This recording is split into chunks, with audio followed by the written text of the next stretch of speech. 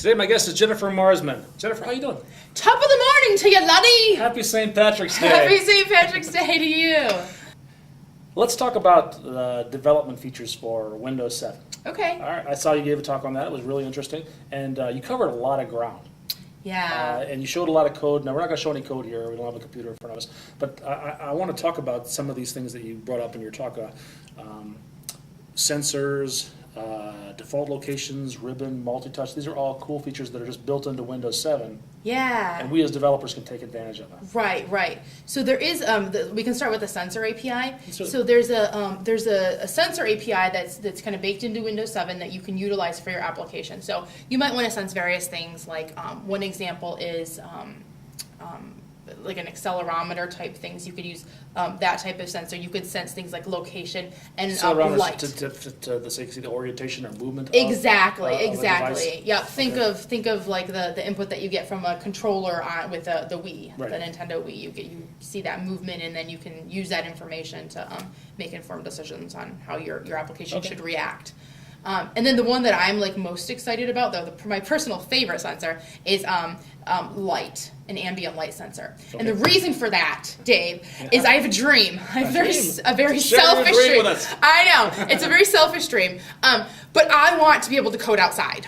I want to be able to code outside so badly. The myth of coding by default. I know, and we can't do it, and we're so close. This goes back to college, the assigned reading by the. I'm going to I know, this assigned reading. Exactly. And I've tried. You're in Mix, you're in Vegas, whatever. You try to do your coding by the pool, and it just never works. And the technology's almost there. We have laptops, so we can take our computers outside. We have wireless. And we have wireless, so we can take the internet outside. But the final step that's missing is we can't with the light. It's just so hard to read your screen that it just. The glare is too bad. Yeah, the glare, it just doesn't work. So what you can do is actually write an application that ties into that sensor API and sees ambient light information and maybe adjusts what the display looks like based on that information. So for example, if you're outside, maybe you want more high contrast backgrounds, like go black and white or something like that, or make the fonts bigger, those kind of things. So to do that, you need some sort of special hardware, right? That's my laptop. It can't tell natively what the light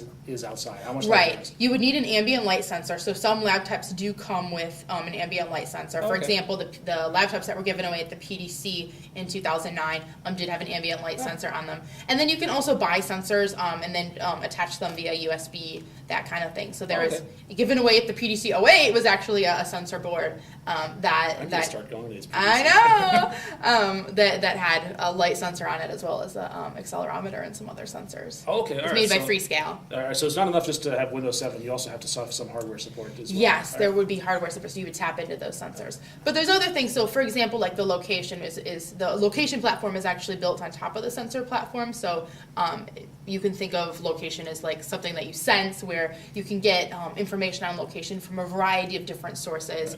Right. For example, like cell phone, tower, triangulation type stuff, or an IP resolver, or GPS. I mean, there's a lot of different ways to do it.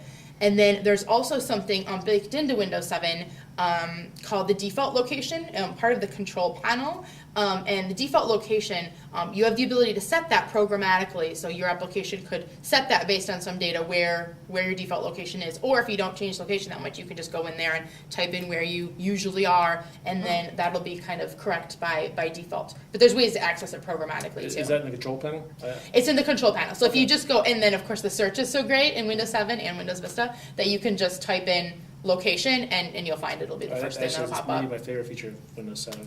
Isn't that great? Is just you type in add a user and it knows to go into the right applet in the control panel and find that for me. Yeah, it's awesome. So location and find that. All right. Yeah, no, it's very cool. So there's a lot of things you can do in terms of location, or using an application that would tie into the location and use location information to make better judgments. So if we know that we're in Michigan and using the date we might be able to make rough estimations that it's pretty cold outside. So maybe you want to have some kind of like a coffee warm graphic like that, or any kind of advertisements you can do, so make informed decisions about the kind of things like the weather and other things you might want to just displaying the weather from a web service, maybe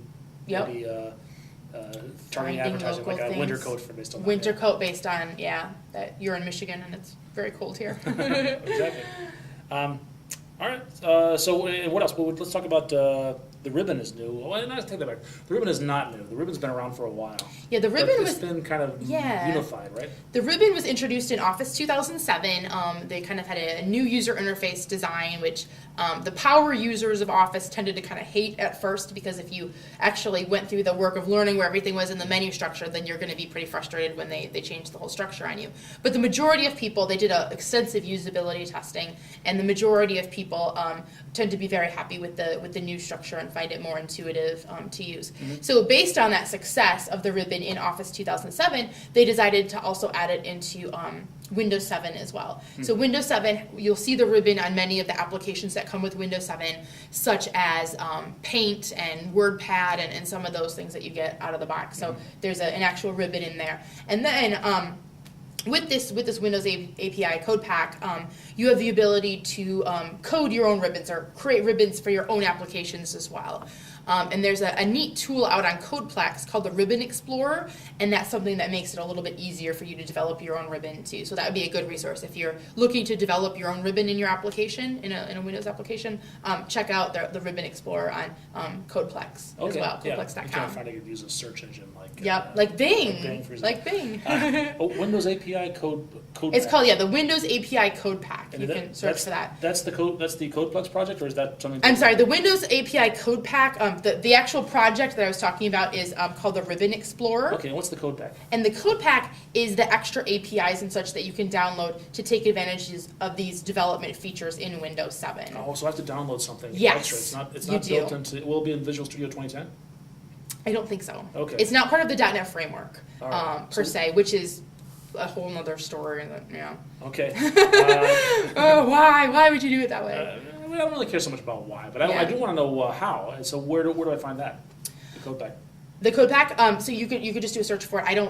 Let's put the URL in the show notes because I don't remember it off the top of my somewhere head. within Microsoft. Then. Yeah. Okay. I think it's on MSDN, but let's confirm that. And just going back, do I need that code pack also to do things like manipulate the default location or read the default location? Do I need So it a for lot of those sensors and developer features in Windows 7 are included in the Code Pack. Okay. It's jump lists and stuff as well, using the taskbar. Okay. I think the location and a lot of that stuff is all in there. Oh, nice. Okay. Yep. Last thing that I wrote down here from your talk was multi-touch. Now, multi-touch is probably the biggest topic. Of all, Yeah, but multi-touch also is the really coolest, cool. I think. Yes, it's so awesome. My favorite personal scenario for using multi-touch is maps. I find maps just so much more intuitive to use with my hands than to navigate with a mouse. Because mouse, when you're trying to zoom in, you click, but then to get out, you either have to find the little zoom out icon or else shift click, which is just not, for some reason, is always kind of difficult to do and clumsy. Right. And then when you do that click, that has a set amount of zoom out for you, so it may be more or less than what you want. But using your fingers and using like this gesture, just the pinch and squeeze kind of Sure, gesture, kind of spread apart. yeah, it's really easy to Squeeze, yeah. zoom in and then kind of zoom out using those gestures and intuitively, and then kind of pan around and look through the maps, and it just makes it so much easier, I think, to interact with maps. And I have to do that a lot. I travel with my job a lot. So just being able to say, okay, how do I get from the airport? And just for some reason, using my hands, I love it. That's like my favorite thing to do You with keep one hand multi-touch. on the wheel, though, right? Not in the car, Okay. planning the trip in advance. Okay, all right. So that's how much of that stuff is built into the code pack, and how much do we have to code ourselves? Great question. There's actually multiple kind of layers of support you get with Windows 7. So out of the box, for the majority of applications that are not touch aware, are not things that were created before Windows 7 came out. For instance, Office 2007 is one great example, or internet browsers, a lot of stuff. There is multi-touch support in there, in that a lot of the default things you can do. So for instance, you can use kind of this flicking gesture. Most stuff with a scroll bar is supported, so that you can kind of just flick up, and then it'll scroll for you. You can also do zoom in browser applications and in Office and things like that, kind of zoom in So what's and that? zoom You're saying out. that's built into the operating system, or It is that is. something I have to code for? Yeah, that is built into the operating system. So you get a certain layer of kind of this multi-touch support just built right into the Windows 7 all right, so operating system. if I have this again, I have to have special hardware.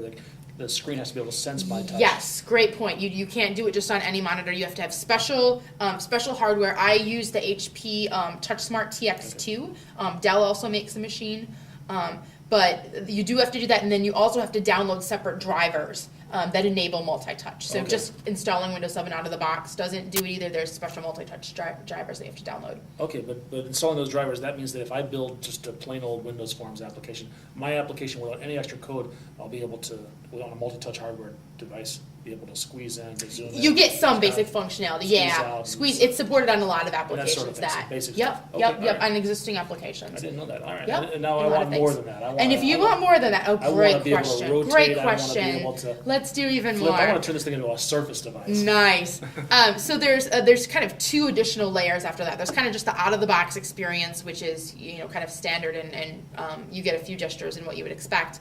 But then you can actually code programmatically, and there's a couple different ways to do that.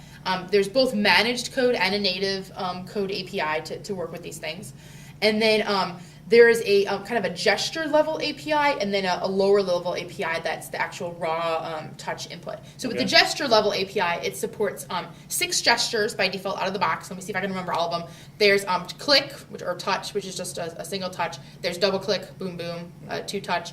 There's the rotate. There's zoom in and zoom out. There is right click, which is probably the least intuitive out of all of them. Intuitive, sorry. Where you touch one and then go up, down, like that. So you hold one finger down and then the other one just goes up and down. And that's a right click. And then there's just panning as well, just touching and that gesture as well. So that's 6 gestures that's supported. And so what you can do is actually get messages back from the gesture API that say, oh, I recognize that one of those 6 known gestures has happened, and then your application can take action based on seeing that gesture. So if you want rotate to map to something particular, you can change it and go to a lower level. So if the default out of the box experience, which is not going to be optimal for all things Right. by any stretch of the imagination, so you can make rotation work optimally for your application and that kind of Okay, thing. so this coding is a lot like just responding to user events with a mouse. Exactly. Double click, and I've written some spots in Exactly. the double click event handler to do something special. Yep, you're exactly Okay. right. That's exactly how it works. All right. So that's kind of the gesture level, and again, you can do that for both native and managed code. And then there's a layer under that for the actual raw touch input. So the downside of the gesture level, of course, is that you're confined to the 6 gestures that we know about, and all of those are either 1 or 2 finger gestures. And so my machine, for example, has 4 touch points, so I could make up some crazy, 4 finger gestures if I want to, or other things that might make sense for my application. So you can tap into that and capture the raw touch input and create your own custom gestures and that kind of thing at the lowest level. Okay. So, and again, for both managed and native code. Okay, so you could write C# code to respond to your own custom gestures. And you Yep. basically have to create those events yourself. Is that the idea? Yeah. So you get basically a stream of stuff from the input API, and then you kind of parse those and figure out, okay, here's what I'm seeing, here's how I want to respond to it. So for instance, you recognize that a pan, or that's a gesture, but you can recognize based on the raw input what's going on, and then take appropriate action. Like maybe mouse up, like at that very low level, like the mouse went down, the mouse is moving, the mouse went up. And of course, this isn't mouse, we're doing context fingers anymore. So Got it, finger yeah. down, whatever you want to Sure. call that. Finger down, finger move, finger up. All right. That kind of that level. sounds like a lot of the paradigm that I've seen in Surface development. Yes, that's a great Which point. doesn't have a keyboard. You're forced to. It doesn't have a mouse either. You're forced to use touch to Right. interact with it. Right. Are we talking about the same kind of code, the same paradigm? Yes, actually, that's a really great point. Surface, originally they were kind of developed within kind of 2 silos, but in the WPF 4.0 timeframe, they're kind of unifying them and bringing them together, because it was a slightly different story for how it worked, and slightly different events and such for Surface development and for doing Windows 7 multi-touch development. And so now they're bringing that story together and unifying it very well. So you get a nice consistent way of doing it Consistency is great. similar, For yeah, developers, across it's the board. great. You don't have to learn Absolutely. 100 different APIs to do the Yeah. same thing. Yeah. All right, great. Anything else you want to talk about? No, I think I'm going to try to do some technical blog posts around some of the new developer features in Windows 7, because it's pretty cool stuff. So you can watch my blog. What That's your blog is? blogs.msdn.com/Jennifer. Okay. Yeah, very Jennifer, cool. thank you so much. Thank you for having me. And thanks for coming to our user group tonight. All right, let's go have some green beer. Amen. All right.